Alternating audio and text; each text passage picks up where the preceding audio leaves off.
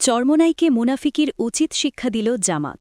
রাজনীতির মঞ্চে আজ ঠিক এমনই এক কঠিন বাস্তবতার মুখোমুখি দাঁড়িয়েছে ইসলামী আন্দোলন বাংলাদেশ। রাজনীতিতে উচ্চাকাঙ্ক্ষা থাকা স্বাভাবিক, কিন্তু সেই উচ্চাকাঙ্ক্ষা যখন বাস্তবতার মাটি ছেড়ে কল্পনার আকাশে উড়ে বেড়ায়, তখন পতন শুধু সময়ের অপেক্ষা। আজকের এই ব্রেকিং রাজনৈতিক ঘটনায় সেটাই আবার প্রমাণিত হল। জামাতে ইসলামের নেতৃত্বাধীন ১১ দলীয় জোট ভেঙে এখন আনুষ্ঠানিকভাবে ১০ দলীয় জোটে পরিণত হয়েছে। জোট থেকে বেরিয়ে যাওয়ার ঘোষণা দিয়েছে চরমোনাই পীরের নেতৃত্বাধীন ইসলামী আন্দোলন বাংলাদেশ।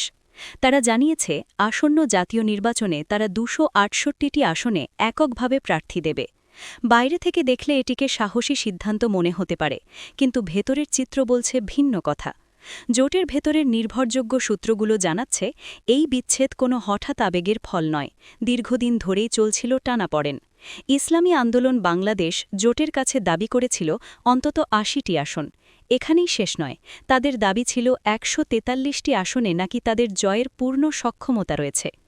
এই দাবি শুনে জোটের ভেতরেই তৈরি হয় চরম অস্বস্তি।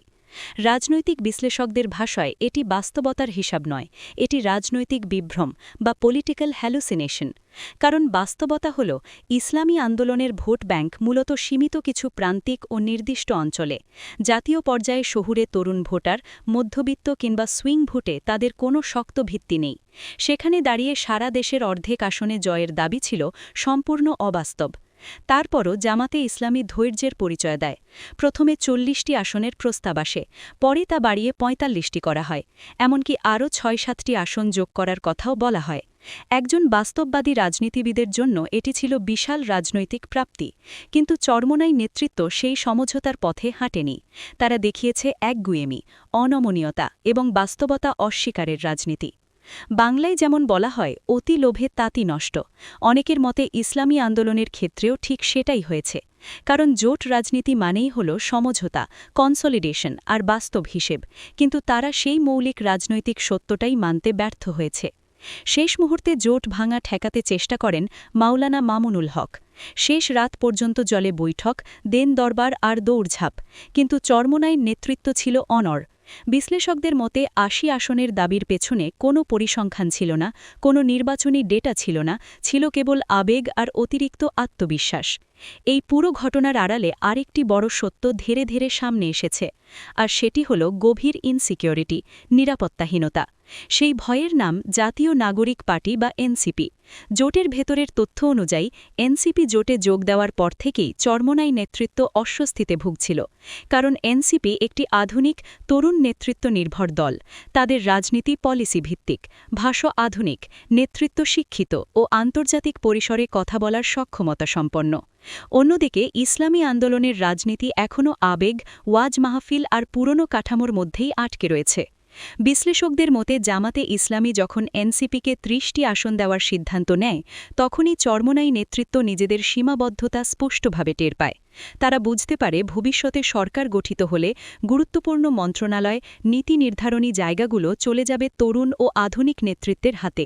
সেখানে টিকে থাকার মতো কূটনৈতিক দক্ষতা কিংবা রাষ্ট্র পরিচালনার অভিজ্ঞতা তাদের নেই।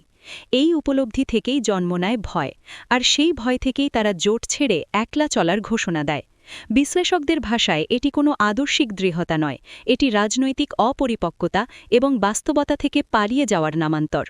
চরমোনাইয়ের প্রস্থানে আপাতদৃষ্টিতে মনে হচ্ছে জোট দুর্বল হয়েছে, কিন্তু বাস্তবে উল্টোটা ঘটেছে। বিশ্লেষকরা বলছেন, জামাতে ইসলামী আসলে হাফ ছেড়ে বেঁচেছে, কারণ এখন ৪০ থেকে ৪৫টি আসন খালি হয়েছে, যেখানে জামাত নিজেদের দক্ষ, পরীক্ষিত ও কৌশলগত প্রার্থী দিতে পারবে, কিংবা এনসিপির মতো আধুনিক শরিকদের আরও শক্তভাবে এগিয়ে আনতে পারবে। বর্তমান আসন বণ্টনের হিসেবে জামাতে ইসলামী রয়েছে ১৭৯টি আসনে, এনসিপি ৩০টি আসনে, খেলাফত মজলিস ২০টি আসনে এবং এবি পার্টি ৩টি আসনে। ইসলামী আন্দোলনের ছেড়ে যাওয়া আসনগুলো এখন জোটের জন্য কৌশলগত শক্তিতে পরিণত হয়েছে। অন্যদিকে ইসলামী আন্দোলনের সামনে বাস্তবতা আরও কঠিন। ২৬৮টি আসনে একা নির্বাচন করে জয় পাওয়া বাংলাদেশের নির্বাচন ইতিহাসে প্রায় অসম্ভব। বড়জোর তারা ভোট কাটা বা স্পয়লার হিসেবে ভূমিকা রাখতে পারে। এতে তারা নিজেরাও জিতবে না, আবার মূলধারার ক্ষমতার রাজনীতি থেকেও আরও দূরে সরে যাবে। অনেক বিশ্লেষকের মতে ১৬ জানুয়ারি ২০২৬ ইসলামী আন্দোলন আন্দোলনের ইতিহাসে একটি বড় রাজনৈতিক ভুল হিসেবেই চিহ্নিত হয়ে থাকবে। অতিরিক্ত দাবি, বাস্তবতা অস্বীকার আর আধুনিক রাজনীতির সাথে তাল মেলাতে ব্যর্থ হওয়ার ফল হিসেবেই এই বিচ্ছেদ ঘটেছে।